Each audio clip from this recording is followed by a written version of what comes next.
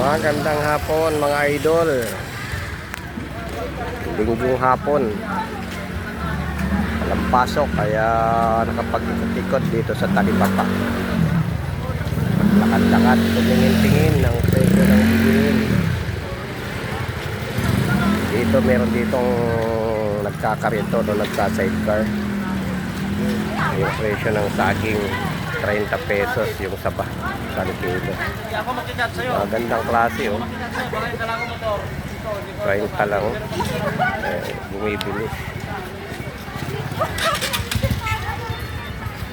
Dito naman yung bilihan ng mga laruan. Ayan.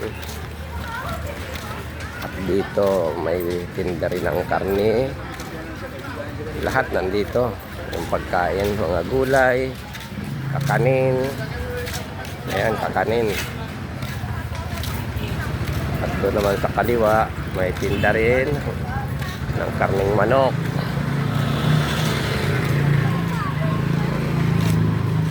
Dito lang yan sa Talipapa. Itong lugar na to. Pasig.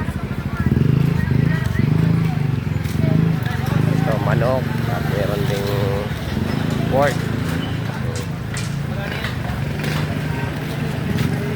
130 yung laman. Limpo 155. Pork chop 130. Manok 80. Kalahati nga lang yun. Ito naman mga isda 110 kalahati. Pusit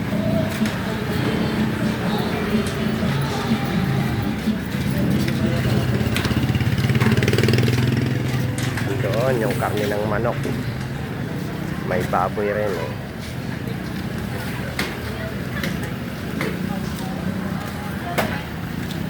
Hindi pa ganong matao, gawa ng alas 4 pa lang.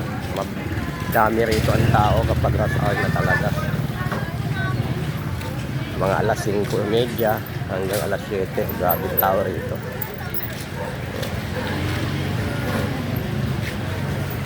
Saging. Meron ding Jerenica butika. At katapat pa yung butika oh. Quick relief. Ito naman lutong ulam. Ayan oh. Sarap nito. Lechon kawali. At doon meron din. Dati-rati ito nung araw nung ako'y pumunta rito. Nakarating ako sa lugar na to.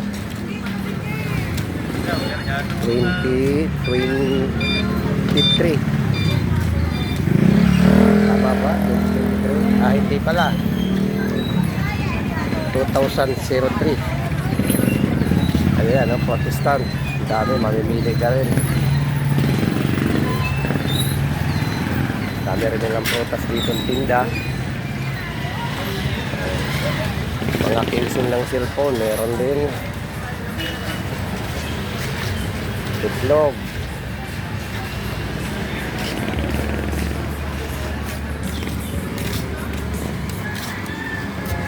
Napansin ko sa lugar na to, napakaraming butika. Yan o, TGNP. Alam mo, 7 ang nanditong butika eh. Yung mga maliliit lang na butika.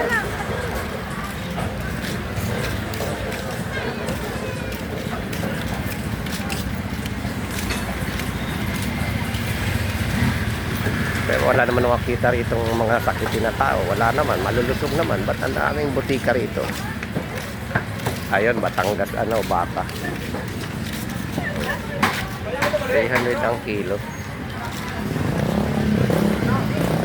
Mura naman yung baka nila rito kung 300 ang kilo.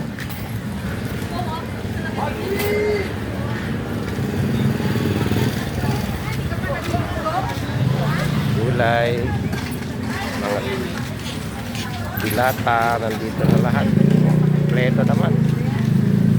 Kaya kalatag lang. Mamimili ka na lang. Open yung tindahan nila. Dadampot ka na lang para bayaran mo na lang.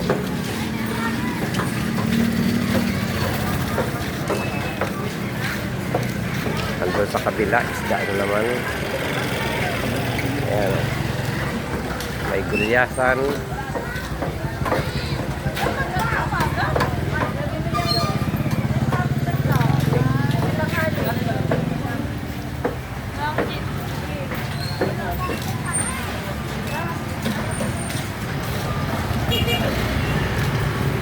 Dati-dati itong lugar na to, kunti lang yung tao noong 2003.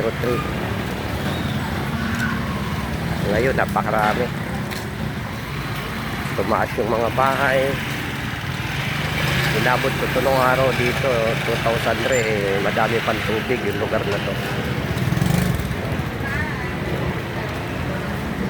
Ngayon, wala kang makitang may tubig, puro kalsada na.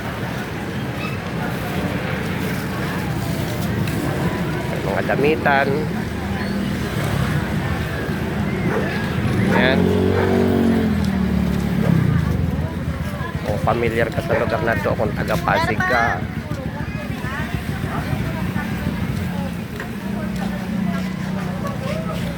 makikita mo itong lugar na to.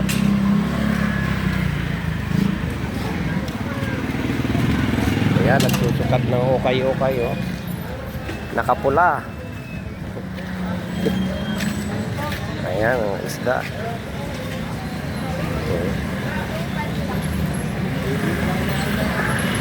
At dito naman, napakaraming manok sa tinda.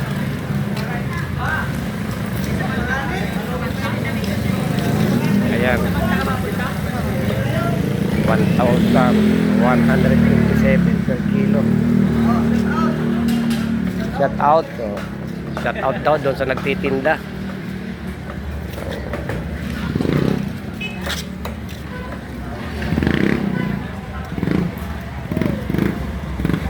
Ayan naman sa kabila, mga gamit sa bahay, timba, kung ano-ano pa. At ito, accessories ng cellphone. Ayan.